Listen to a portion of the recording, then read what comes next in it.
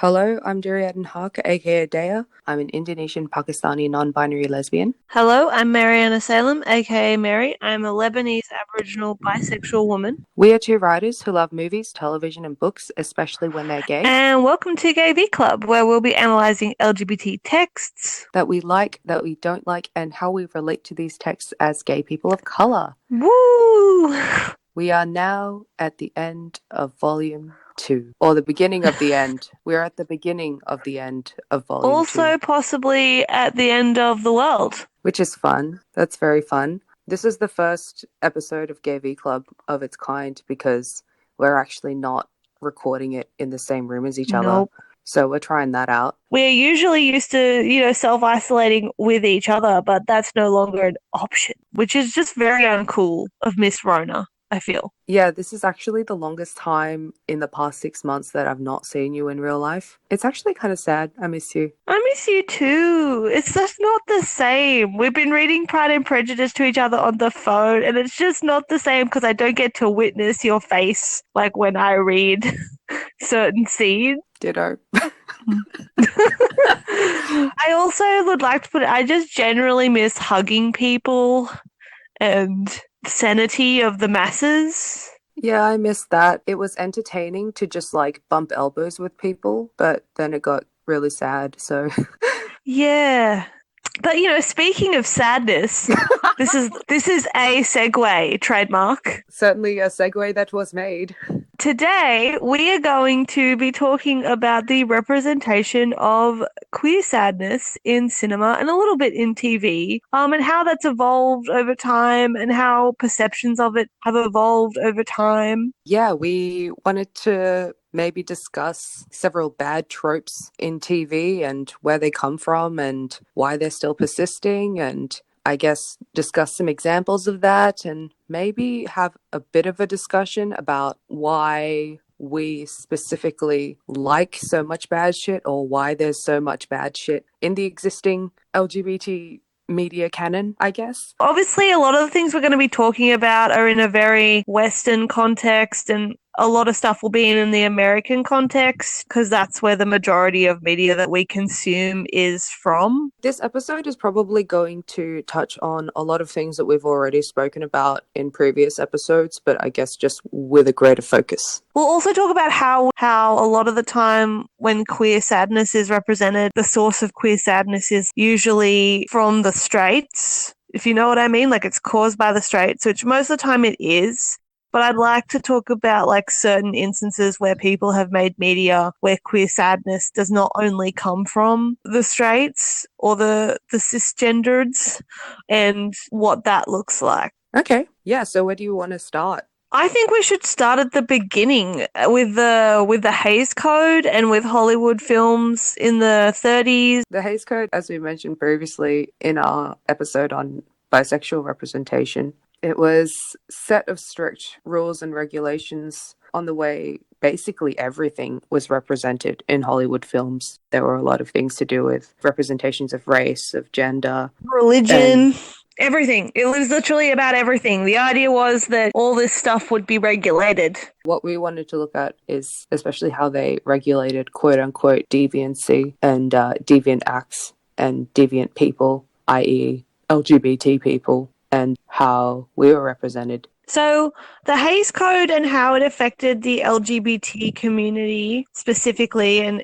obviously also specifically in the United States, is explored thoroughly in this documentary that I highly recommend people go and watch, called The Celluloid Closet. It was made in the 90s. But a lot of what they explore in that documentary is still very relevant now. And the Hays Code, when it came about, basically said you could kind of have gay people in your movie, but they had to be represented in a way that was undesirable. Like you couldn't have them being happy. You had to represent them in a way that framed them as the deviants that they were. That's the bad irony of it. Like it's not like you couldn't have gay people in your movie, but if you did, they had to be delirious or unhappy or disgusting or perverted. And even though the Hays Code is no longer really practiced officially, the legacy of that is still very prominent because that was just how it was done for so long. A lot of particularly older filmmakers still and older studios still sort of adhere, I don't want to say unconsciously because I don't think they're doing it unconsciously, but they still adhere to some version of this that has been diluted over the years. Even when queerness was subtextual, we would be suffering in the subtext, I'd Yes. say, to the point where even sometimes today, it feels like the only way we can see ourselves is through sadness, relating to a sad character or looking at a sad character and trying to see if like you can connect that with your own queer experience, especially because it's so subtextual. Any kind of vague sadness in a lot of those old movies is something that I latch onto.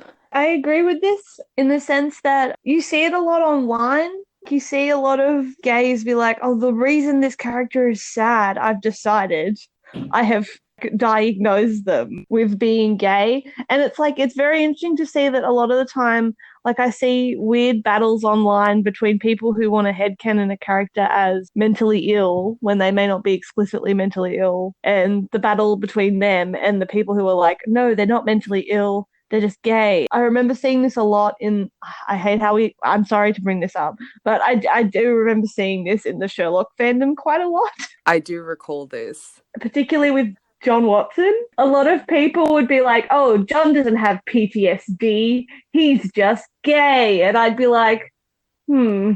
And the worst part was that people would still do that when he was quote unquote unhappily married to a woman.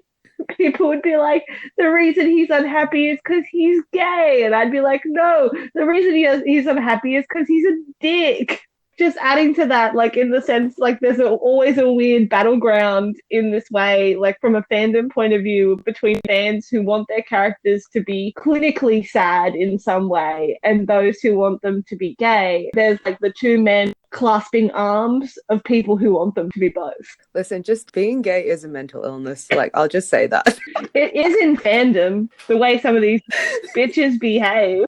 No, honestly, that's what's so messed up about the Hays Code. Like we talked in the bisexual rep episode about how like same-sex attraction or non-cis gender representation was used to imply craziness in a way to imply deviancy. It's the fact that it's been so damaging to the point where we will watch something and associate being gay with having a mental illness with being gay. Obviously, it is worth something that so many people in our community do have mental illnesses for several reasons. You know, we are quite vulnerable to mental illness in our community, but like it's just so crazy that even like as consuming media, consuming fiction and making that correlation anyway almost automatically. I'm thinking of Hamlet right now because Of course you are. When are you not? when am I not? Like there are so many people being like, oh no, Hamlet's mentally ill, which is why he treats Ophelia this way. Or no, Hamlet's gay because he treats Ophelia this way. It's like poke no los dos. Literally. Like, these regulations, they were so damaging and they birthed so many tropes like bury the gays, where, you know, maybe if a queer character wasn't necessarily evil or villainous, like they would still be suffering due to, I don't know, getting the fucking scarlet fever or being killed, or it would be weird because there are some of the films where you see characters being hate crimed but you aren't specifically given a reason. What do you mean? Somehow you still know it's a hate crime. I'm thinking right now, even though this isn't necessarily Hays Code, I'm thinking especially of Rebel Without a Cause. He had several causes. And he did have several causes. James Dean Bicon. Of course, we also had the depraved queer, which often came in the form of having crazy villains or... Can I just say the worst thing I saw of that and recognized later as an adult. I grew up watching the Ace Ventura movies because like my sisters loved them and my brother loves them too. And we grew up, and like I think it's in the first film, the big reveal when Ace figures out why the villain is doing all this is because essentially like it's the villain is a woman, and you find out that oh, actually, she's secretly a man. And literally, that's how the scene plays. They actually, a bunch of cops come in, strip her down, and it's just really bad. Like, it's horrible. I should have put a precursor on that. But the Ace Ventura film, the first film, is like extremely transphobic, but it is never framed as something that is wrong. It's just framed as like, well, they're crazy. They want to kill all these animals because they're crazy.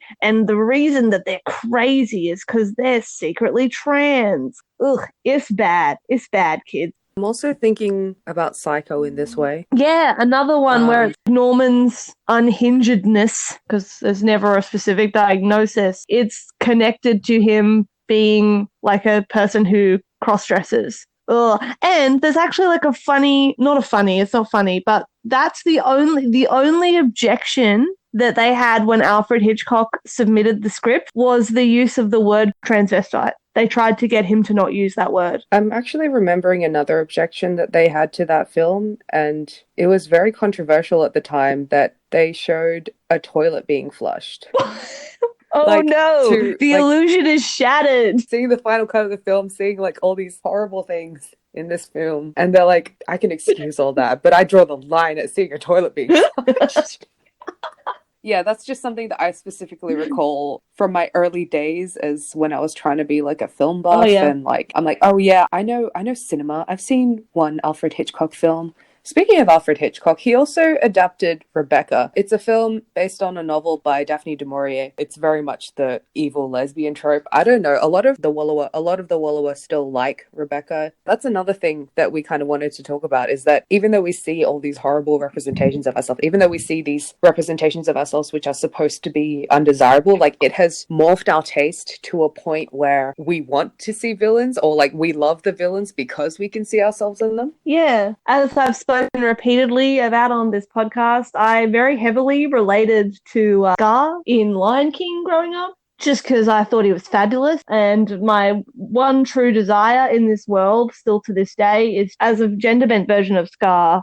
And purely because I want to sing Be Prepared, because it's such a bop. And I think the interesting thing with villains as well is that even villains who are not sad or queer-coded in any way, people love to still headcanon villains as queer in some way because of how long that went on, how long villains were queer-coded. And of course, like, I'm thinly veiled trying to get around to that iconic tweet where someone was like, Kylo Ren is queer-coded.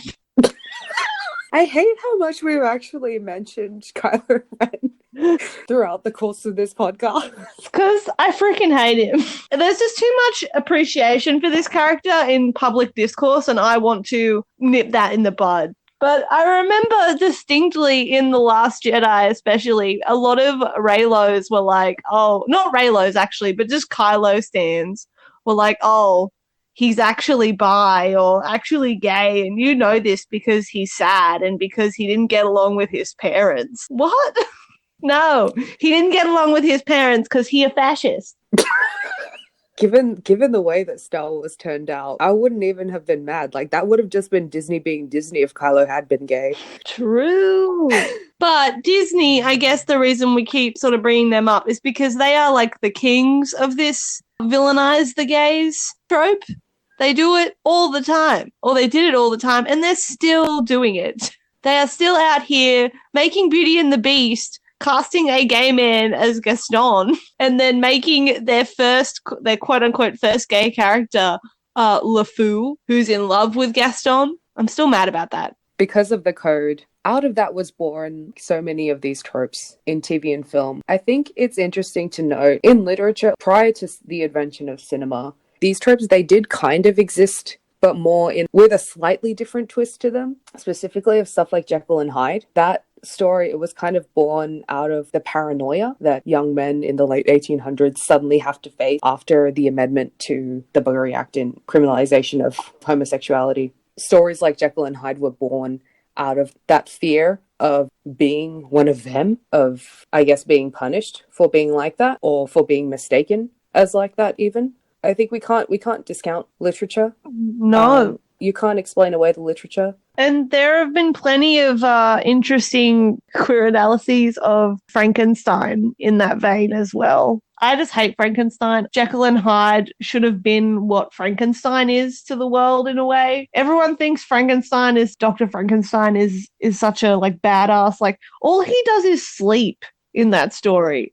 Like he's the most boring bitch alive. He sleeps, he wants to shag his cousin, he doesn't want to shag his cousin. He causes trouble. He creates life. He sleeps. Like that's the whole story. But like for some reason, I just think Dr. Jekyll is a much more interesting and scary figure and has a lot more to tell us about the dangers of experimenting on yourself and outside the boundaries of known science than Frankenstein could ever had. Like, because really, like, let's think about this. Who didn't know that creating a life and then abandoning it would be a bad idea? Like, who didn't know that?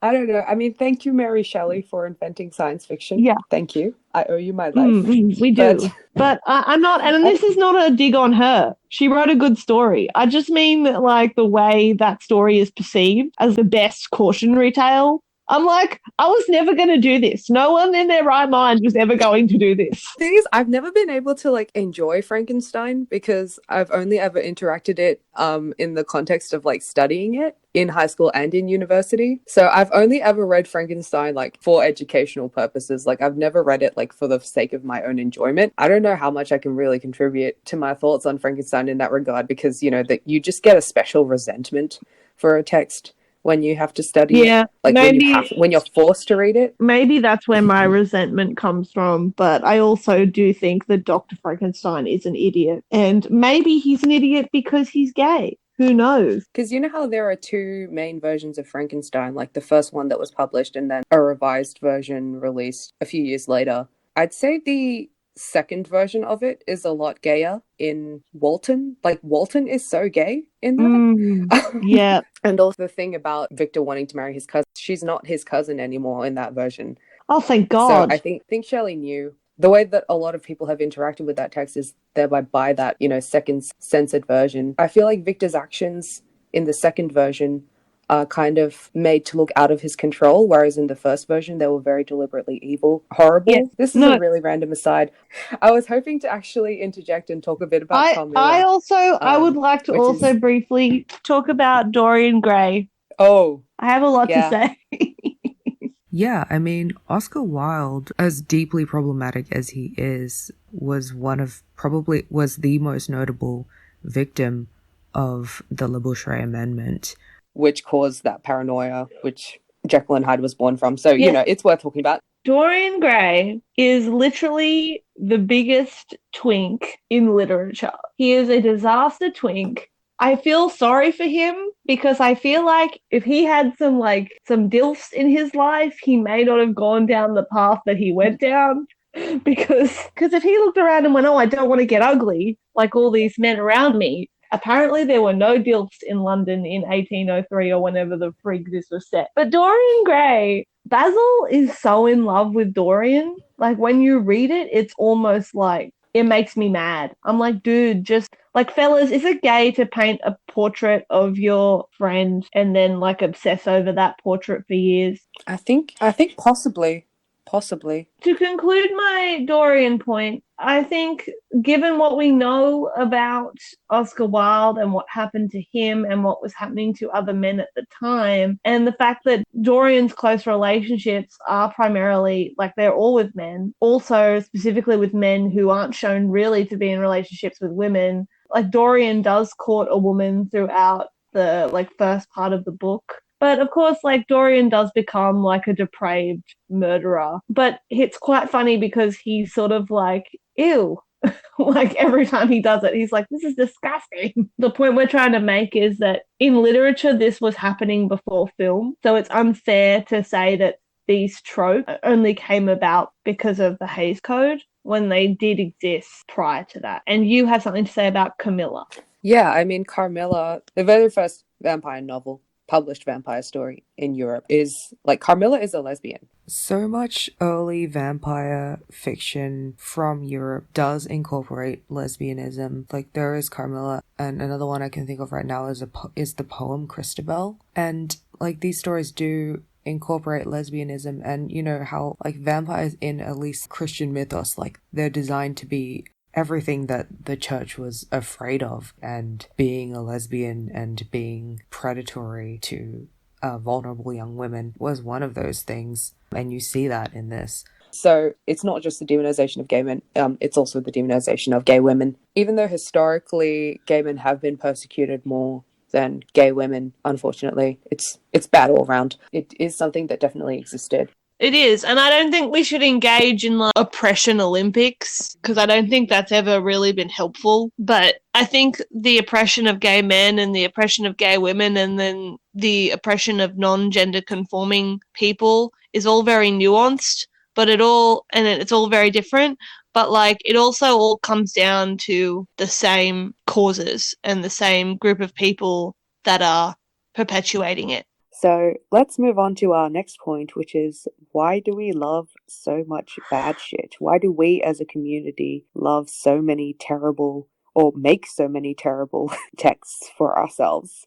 Why, it's almost like a form of collective self-harm. It's very strange. But I feel like as well, many people in the community only look to the mainstream. And the mainstream has never historically been good at providing us with anything other than images and encouragement of our own suffering.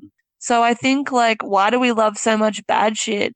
Is because many people believe that's the only thing that is out there, and also maybe on some level even believe that you deserve it because all these movies are telling you that you do. Texts like these definitely contribute to internalized homophobia in that sense. Also, there's the issue of the fact that the mainstream is more accessible. So we look at the mainstream. There aren't a lot of openly LGBT creators in the mainstream. I mean, there are, but also like it's still quite a lot of an issue.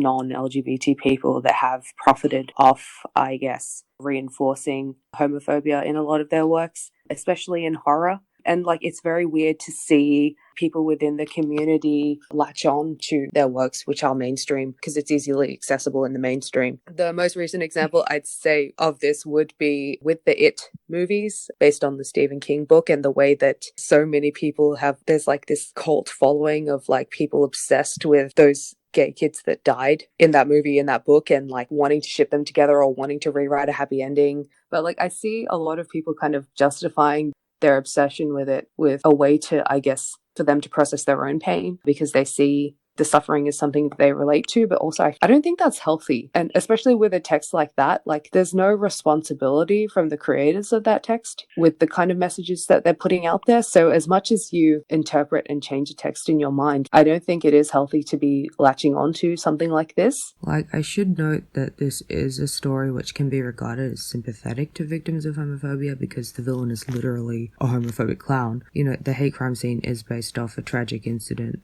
that happened in Stephen King's hometown that apparently inspired the story.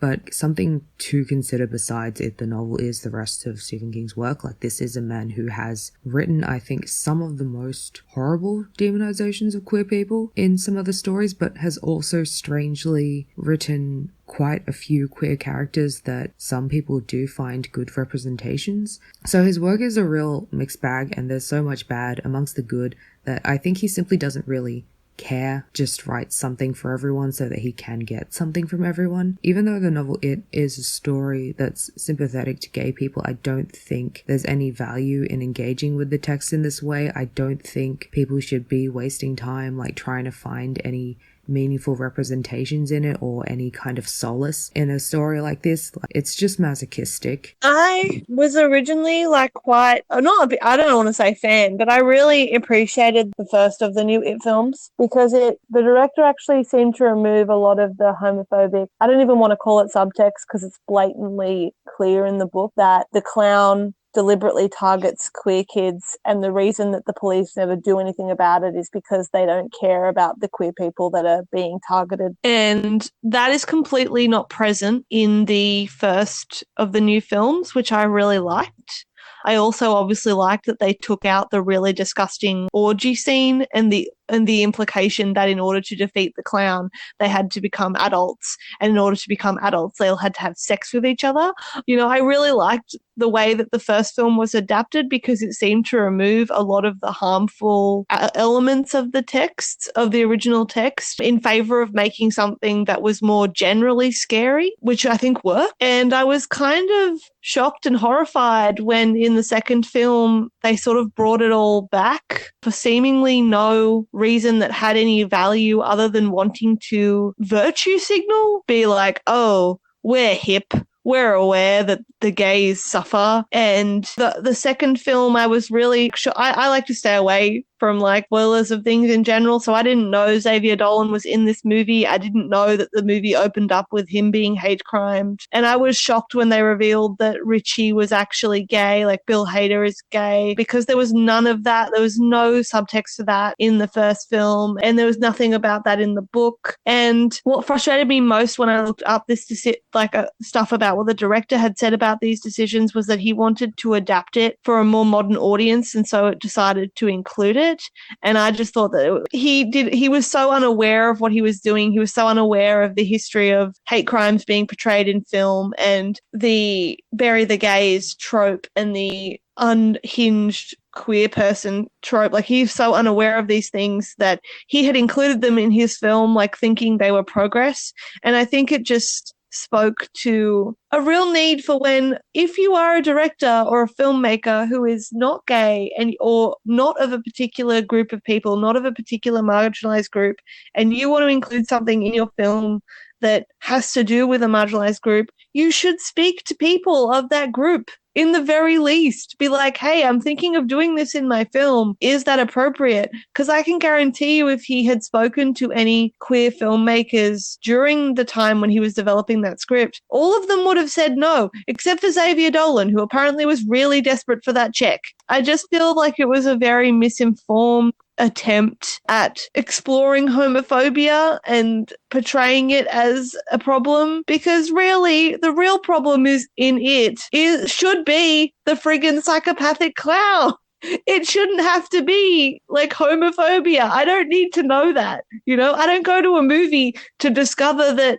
homophobia is a problem. I go to a movie 9 times out of 10 because I want to experience something new. But yeah, that's my 2 cents. I just think the director of It Part 2, I think he was just wildly irresponsible and ignorant, no matter what his intentions were.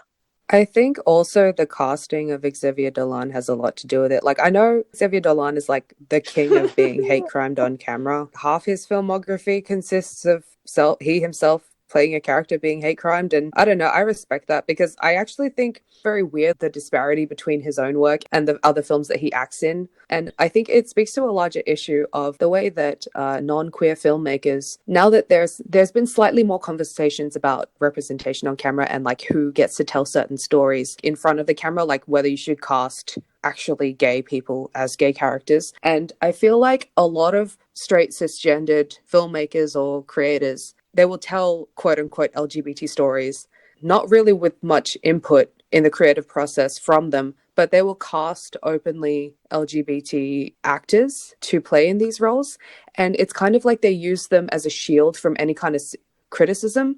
Xavier Dolan reminded me of this because he's also in Boy Erased. And I feel like Joel Edgerton also did that. Like, that's a terrible film, which I think is really poor representation of homophobia and the way that we deal with homophobia and the way that we've suffered homophobia as well. And it's just very irresponsible. And I know Joel Edgerton, like himself, definitely has said that he didn't make that movie for gay people. He made it for the parents of gay people, for the parents who had to cope with having a gay child. He definitely used the involvement of openly gay or bi actors in his film like as a shield from criticism in that way. So I definitely see that with it. Yeah, for real. In that sense, it can be very predatory because a lot of openly gay actors don't get a lot of work in mainstream cinema. So when they're approached by these directors who are straight and cisgendered and they're making a film and they want like openly gay actors in it. I bet a lot of them feel like a certain pressure to be like, yeah, like even though they know it's wrong or they know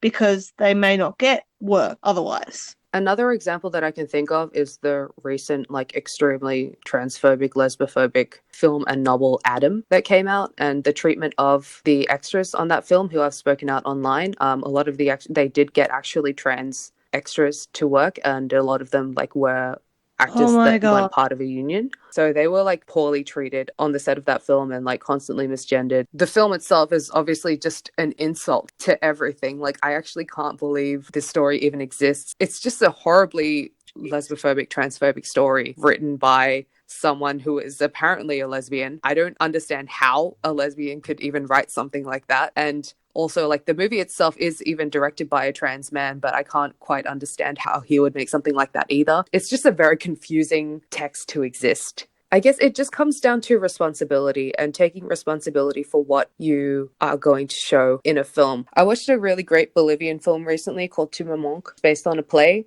It's very meta and it kind of combines the medium of film and theater. It's very much about this specific subject matter, like of choosing to tell your own story, even though it's sad, of being a LGBT person and wanting to tell your story and like the responsibilities that you must carry with that.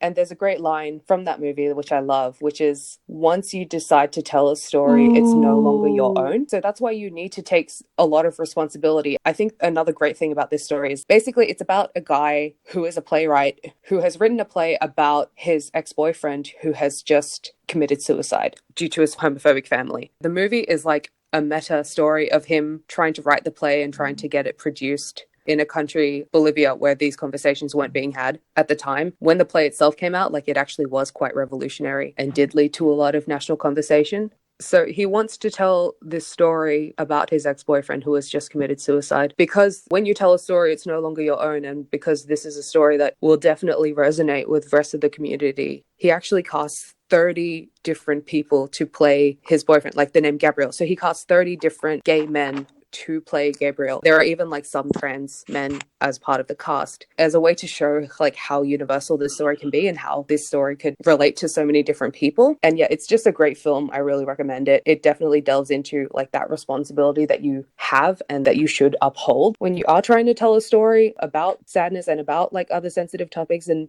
like issues that plague our community. You need to consider everyone. Because even though, you know, I'm a very big believer in art being therapeutic and making art for yourself and trying to say what you want to say and that's it, but also like you do need to consider, if you choose to release art that way, you do need to consider I how think it's going to affect. I said way back in the LGBT biopics episode, and that is filmmaking is an act of community. Like, it takes a community to make a film, it takes a community to enjoy a film. So while I understand like it's easy to fall into the trap of thinking of a film, oh, this is just my thing, it just is about me, it just affects me. It doesn't. It never has. Like, if you are a queer person making a film about how sad you are not sad in a vacuum. You are not sad alone. People need to understand filmmaking as an act of building community, as an act of adding to community, as an act of giving to community. But it's clear we're not thinking of film, particularly straight filmmakers don't think of making LGBT films or making LGBT characters or LGBT elements of their work. They do not think of it as a communal act. They think of it as just sort of borrowing an interesting trope or borrowing an interesting plot line. But like, we're not plot lines. We're a community of people and are marginalized and are happy and sad and all lots of other things. And it is your ethical duty, whether or not you are a queer filmmaker or not a queer filmmaker, regardless of who you are, it's your duty, if you are making a film about a certain community, it is your ethical responsibility to consult that community and share work with that community. Yeah, absolutely. And like, I do think a lot of the LGBT like openly LGBT filmmakers that we discussed in our Gay Gays episode, they do that. Like it's not even something that's particularly difficult. It's not even something that's very apparent, but like, you know, when you think about it, like this does exist in the work of Xavier Dolan, of Desiree Akhavan, of so many of these filmmakers. Like they tell very personal stories, but even though these stories are specific to them, the reason that they're so well loved by the community is because we can definitely relate to them on several different levels, and like different people relating to different levels of their work and to different nuances. And I think they are careful to take that into account, which is why they're such great filmmakers and great storytellers. Agreed. And I think one of the reasons why people like Xavier Dolan and Desiree is that they are part of like a lot of different communities, and so they are aware that it would be disingenuous of them to not include that in their work. It would be like almost unnatural for them to not do that. That's why I love them too. That's why we harp on about them all the time on this podcast, is because they are doing the work. They are making really interesting films that are also ethical in the sense that they are considerate and thoughtful and nuanced. I would go so far as to say, a hot take, if your film or your like gay character or whatever you're doing, if it is not nuanced, then it's an unethical portrayal. I guess this goes back to what we always say, in that if you want good LGBT content, look at LGBT filmmakers, because usually, most of the time, they do take these things into consideration. There have been too many films, I guess, throughout the entire history of cinema, but especially in the last few years, that have gained like a lot of traction. They're made by straight cisgendered people. You know, we have talked about a few of them, and they have like a sick fascination with our misery, I think. We did especially discuss them in the biopic episodes, the most notable examples of those. But yeah, there are heaps more. Even the stories that are nuanced, I think the mainstream does have a weird attachment to the ones that are especially sad,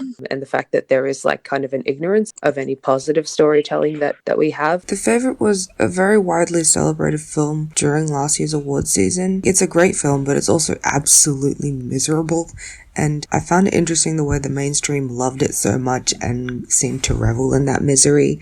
Also, the fact that like throughout the whole Oscar campaign, everyone seemed to be like bending over backwards to avoid actually addressing the fact that it is specifically a lesbian film. And like no one would really mention just how devastating it was, and the way the film portrays that aspect of lesbian identity is actually so brutal, and yet they would kind of revel in the absurdity and the cruelty of it all, like, and just ignore the devastation of it. And it was also very much like, even the way the stars of the film talked about it was very much from the perspective of, oh, this is about women. This is about women suffering and women, as if it was tied more to their identity as women, as their identity as lesbians. It was very, very strange to me, because I was like, yes, this is a story about female oppression, but it's about a very specific kind of female oppression. And it was very strange to me that even Rachel Weisz, who, you know, she was going through her phase of like, I want to be a lesbian in films now,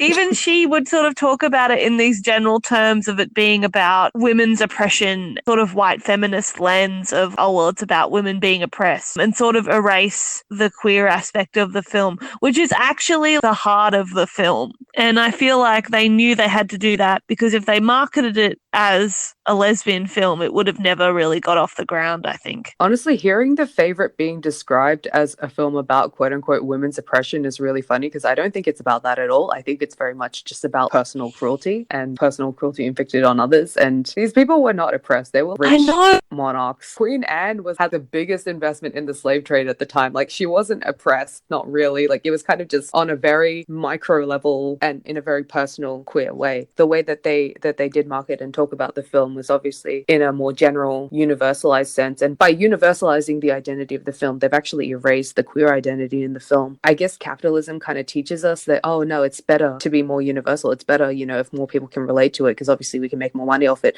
But the good, in terms of art, the good shit is when it gets specific. And the film itself, I do like that it does get specific, but just the way that it's spoken about and the way that we talk about so many other films and and the general way that we do it is so reductive. Yes. I do think that also comes from this idea there's like a modern day aversion to sad content. You see it online all the time. You see gays in fandom and in online spaces being like, oh, don't see this movie because it's sad. Don't see this movie because it hasn't got a quote unquote happy ending. And I think the standard they're measuring a happy ending against is measuring it against a more like heteronormative scale. They look at a movie and if it doesn't have the happy ending that iconic film A Leap Year has, then it's not a happy film. Well, I'm sorry to all you gays out there, but not every film can be Leap Year. and to compare film about a completely different paradigm of existence and say like, well, up to in the standard, if I'm measuring against this standard, that it's not a happy film. Like, of course it's not going to be, but it's about a completely different experience. So I find that very interesting for myself. I find it very interesting that a lot of gays now will not see something if it's not a quote unquote happy film, which I totally understand. And I know we live in like really stressful times. And if you just want to watch things for escapism, that's fine. But it's sort of descended into this idea that if something is portraying people as sad, then it's bad. And I don't agree with that. This modern day aversion to sad content, to sad gay films, like it does come from like repeatedly traumatized, and like it's hardened our heart to these kinds of stories. So it's understandable that you'd want to avoid it, because you see mainstream LGBT stories are often going to be like extremely sad for like all parts of the community with the gays, but almost always, especially with trans stories, they're almost always sad in film. There are very few that aren't, which is terrible, obviously. So, you know, of course we're going to develop this aversion to sad endings from the mainstream, but I think the way that it leads people to kind of write off not so happy stories made by actually LGBT creators in the indie film movement, like that really saddens me. Because like, for instance, I remember when Cam Post, The Miseducation of Cameron Post came out, and I think that's a beautiful film. I think it's very important that everyone sees it. It's not a cakewalk, but it's a beautiful, very nuanced film that I think everyone should watch, basically. But I remember people were very against watching it. People were like, no, this has a sad ending, therefore it's like, people were kind of like devaluing it for showing a sad experience, which I don't think is good. I don't think is healthy. I think back to what I said about like making art therapeutically, like I think it is important that we are able to process our pain through art. And I think that's really good. And obviously, you know, just take responsibility of it. I think we've fallen into the danger of devaluing art that does do that, because I think it is very important, especially when you're isolated from your community. For instance, like if you are quite young and just, you know, realizing who you are and not having a sense of community and not having any sense of support, you are going to turn to movies. And I think it is really important to have art that you can turn to that can articulate what you are feeling in a genuine, responsible way. And I think just because it is sad and just because it's not escapism, I don't think we should be writing it off for that reason. So that's just something that I have seen, especially in the last few years. Of course, happy endings are great. I love heaps of stories actually that are sad representations of queer loneliness, especially. Like I love so many stories like that because it's something that I can deeply relate to. And I think of those movies like Happy Together or The Hours or Camp Post, or like even A Single Man, Sisterhood, Moonlight even. If I didn't have those, I don't know what I would do with myself, honestly. Yeah, I agree. Just going back briefly, I do think with gays seeking out happy content only, if you are going to apply like a certain level of criticism, like this level of criticism to films that are sad, you should also apply it to films that are happy. Just because a film is happy or has a quote unquote happy ending, that doesn't mean it's a good film. It does not mean that it's done its job of representing you well, of representing you in an ethical way. I don't want to harp on about this for too long because I've spoken about it before, but I think Love, Simon is like a really irritating film because it is so sanitized and it is so clinical and it is classified as a happy film, but I honestly I don't find it a valuable film because I can't relate to a single element of it. It's so generalized and so sanitized that I can't derive any happiness from it because I really can't relate to it. If you want to be wary about sad content, you should also be wary about happy content. Also with this binary of happy, sad, I've been thinking about this episode a lot. And one of my major things I have with this episode is I don't like the word sadness. And I like how you said loneliness, because I just think sadness is too simple a word, and it really oversimplifies the really complex range of emotions and diverse emotions felt by queer people, depending on their context, depending on gender, depending on their race, their ethnicity, their religion. Like, I think sadness is just too, I don't know, I don't want to say dumb word, but that's the thing that I think queer non-happiness is so much more complex. And, you know, my favorite film tend to be films about people having like a nice time for however short of time, and then it sort of ends. And a lot of people find that to be sad.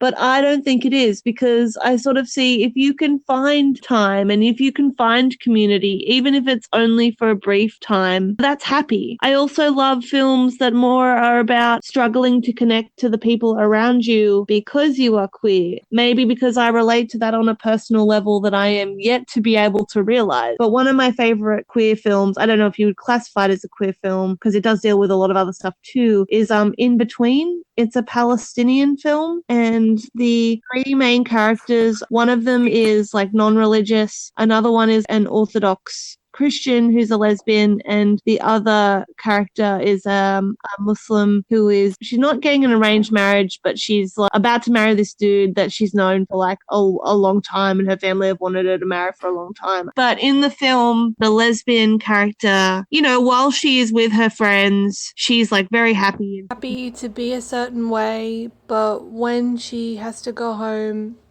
she has to act a different way. It doesn't suddenly make the life that she has where she's happy. Like, it doesn't suddenly make that sad, but it just more like adds a depth. I don't like being like films like that being reduced to sad films, because I don't think it's sad. I think there is an element of this is realistic. I don't want to throw that word around because I think it's often weaponized against queer people when we do complain about a certain form of representation. But there are some genuinely beautiful, realistic films that have been made, particularly in recent years, about very specific communities and very specific kinds of people in very specific situations. And I see them as like very happy films that have a very real undertone to them. And that's films that I really love, like Portrait of a Lady on Fire, Disobedience. Disobedience is one of my absolute favorite films in the world. I think Disobedience is really beautiful, and I don't think it gets the right kind of appreciation for what it actually did. And Rafiki as well is a really lovely film. And none of those films have what people would typically perceive as happy endings, but they're complex, they're nuanced, and I love them. Even if they're supposedly seen as sad, I still love them. It's so disingenuous to pretend that this sadness doesn't exist, to pretend that these feelings and these experiences don't exist. No offense to all y'all out there who just want to escapist or anything. Like, I totally understand that. But in my experience, pretending that a trauma does not exist, ignoring that a certain history doesn't exist, doesn't make it or the feelings that it gives you go away. It makes them worse. It makes you feel worse. When I watch a movie when it's like, oh, you should just be happy, you know, blah, blah, like, but I'm not happy for these reasons. And I don't appreciate being told that I should completely disregard the reasons that I may be unhappy or discontented. It can dangerously play into forgetting our own history. And I'm going to be a bit controversial here, and I am going to put forward the idea that I think that is why people want to put forward new terms for the sexualities that already exist. People want to put forward these new words, and it's precisely because they don't want to acknowledge the history attached to certain labels and certain words. And rather than wanting to learn their history, rather than having to acknowledge the history, they go, I'll just make up a new word for myself instead. This is very much connected. That might be a controversial take, but that's what I think. The kind of like this idea of being post-gender or post-sexuality is, I don't think it's very good. It's not a binary between happy, sad. It's a scale of how meaningful the representation is in a text. I think it's weird that, especially with historical films, especially those that deal with LGBT activism, I think it's unfair that they kind of face that scrutiny of being on the sad end of the spectrum, because I think it is very important. History is very important, and it's something that we need to be especially responsible with in portraying, like, for instance, films like 120 Beats Per Minute or Pride. Or I saw a really great documentary recently called Are You Proud, which is like about the history of Pride festivals in the UK. It's not the concern of whether those films should be sad or should make you feel good, or should represent or sadness or happiness or loneliness or whatever in a certain way. It's more about how real they are to us. Not so much realism, not so much about being realistic, but about how genuine they are. I guess like the danger of a lot of, quote unquote happy content that's being made, especially by non-LGBT people, is they kind of erase the very real life problems that we still face today, the very real effects of homophobia and transphobia, and how it has shaped us and how it affects everything that we do. And it pretends that these things don't exist, or pretends that the sources of these things aren't from heteronormative societies or from heterosexual people. Quite a few of them will even try to pin homophobia on queer people themselves, or try to pin transphobia on trans people themselves. It's awful. It's like a kind of erasure and propaganda, and it's just extremely disrespectful to do things like this. So that's the danger of happy content. I think that's the danger of, trying to create, oh yeah, this is just a realistic story. This is set in modern times. Like, no one cares about these things anymore. No one cares or not if you're gay or not anymore. Oh, they're just like you. I'm just gay. As Simon says in Love, Simon. Dude, the only aspect of your identity that I can relate with about you is that you are gay. Stories like that, they're not made for gay people specifically. Like, they're kind of just made for the mainstream. They're made to be universal. They're made so that the people watching them, the straight people or the cisgender people watching them, don't feel bad, that they don't feel accountable for the systems that they put in place to make us unhappy, to say the least. It is kind of a form of propaganda to try to say that these issues don't still affect us, that these issues are absent from our lives now, because they very much aren't. And it's kind of sad to say, but like, I use the inclusion of these issues as a signal to say that these texts actually are for us, because they don't erase what we do go through. Like texts like Dolan's Desiree's or Gregoraki's even, the fact that they do bother to include that homophobia, it signals to me that yes, this is made for me, and not kind of just turning gay people into a spectacle to entertain straight people without making them question at all what they've done to our lives. It's kind of like, that idea of like, it's kind of like a hashtag. It's kind of like this empty gesture. Like, these happy movies really feel to me like an empty gesture of like, we just want to take the bits that are the most profitable to you and sell them. But the way like often body positive movements, like especially commercial ones, won't talk about patriarchy. They won't talk about ableism. They won't talk about colorism. They won't talk about all these structures that actually very much affect what bodies are perceived as beautiful, what bodies are perceived as positive. Instead, they'll just be like, hashtag love yourself. That's what happy content often is for gay media. It's literally like, we don't want to acknowledge any of this structural stuff. We just want you to be like, woohoo, I want Simon and Blue to kiss, because that is what a rom-com wants. But I don't have to think about the fact that this movie just outed Simon and how that is a bad thing or anything like that. I just feel like it's very hollow. To that thing where you said you feel like when LGBT filmmakers include homophobia and that's how you know it's for you, I feel like that doesn't always apply, because we see homophobia utilized in a lot of different ways by straight filmmakers to make a character more interesting, but not necessarily to be gay. Does that make sense? It makes sense. And I don't apply that to all texts. Again, there's just nuance everywhere, and it depends in each case. But especially in happy films that aren't necessarily about homophobia, that are about different things. For example, Now Apocalypse, they do incorporate homophobia. They do show how that still affects their lives in a way that doesn't necessarily make the whole story about homophobia, but it does kind of signal to me that, they're not erasing that aspect of our experience. I have a question for you, Dee. Do you think media has a responsibility to include homophobia? Do you think that it is the responsibility of media to educate? If I'm an LGBT filmmaker and I'm making a film, is it my responsibility to educate, even though I may not be making the film for that intention, for the intention of educating a non-LGBT audience. Do you think I still have to consider that responsibility? Is that the responsibility of queer media? No, I don't think that's the responsibility. I don't mean, oh, you have to include homophobia in your generally happy story in order for me to think that you care about me or care about your gay audience or whatever. It's not that you have to. It's just that lately, these days, it's the only thing that's signaled to me that there's a genuine wish to represent my experiences in a text, which is really sad. I don't think it's necessary all the time, but it's just something that is the most easily identifiable.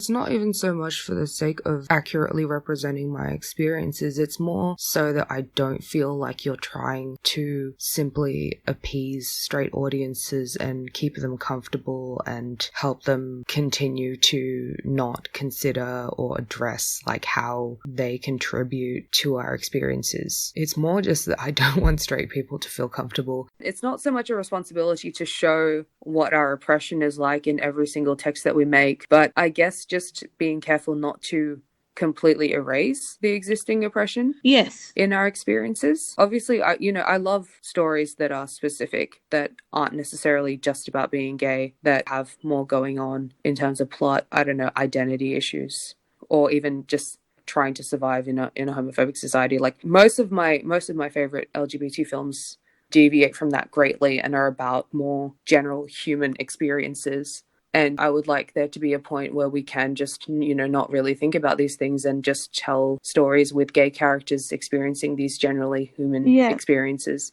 But at a time where there's still so much ignorance and lack of education, I don't think like we owe non-LGBT audiences that education, but I think we owe our LGBT audiences a signal that we see them. I agree. There's a great line from The History Boys, which is a play that I really love that deals with a lot of different things that intersect with the gay experience. And it's this idea that to be general is a waste of time because our experiences are not general, they're specific, and they have nothing to do with getting on. Like, we shouldn't be trying to universalize and erase the specific nuances of our experiences for the sake of, I guess, making money or being successful or whatever.